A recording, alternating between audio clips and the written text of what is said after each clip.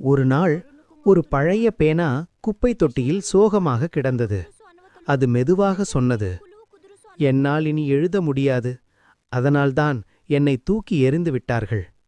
அந்த நேரத்தில் அருகில் இருந்த ஒரு பழைய நோட்டு புத்தகம் பேச ஆரம்பித்தது. நீ ஏன் இவ்வளவு சோகமாக இருக்கிறாய் என்று கேட்டது. பேனா சோகமாக பதிலளித்தது, என் மை முடிந்துவிட்டது, இனி நான் யாருக்கும் பயனற்றவன். அதை கேட்ட நோட்டு புத்தகம் மெதுவாக சிரித்தது. இல்லை பேனா, நீ பயனற்றவன் இல்லை. உன்னால்தான் இந்த பக்கங்களில் பல கனவுகள் எழுதப்பட்டுள்ளன. அந்த நேரத்தில் கேமரா நோட்டு புத்தகத்தின் பக்கத்தை காட்டியது.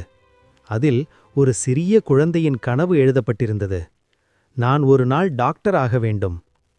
நோட்டு புத்தகம் மீண்டும் சொன்னது, நீ மை இழந்திருக்கலாம், ஆனால் நீ எழுதின அந்த கனவுகள் இன்னும் உயிரோடு இருக்கின்றன. அதை கேட்ட பேனா மெதுவாக சிரித்தது. சில நேரங்களில் நம்மால் இனி எதுவும் செய்ய முடியாது போல தோன்றலாம். ஆனால் நம்மால் உருவான நல்ல விஷயங்கள் உலகில் எப்போதும் வாழ்ந்து கொண்டே இருக்கும்.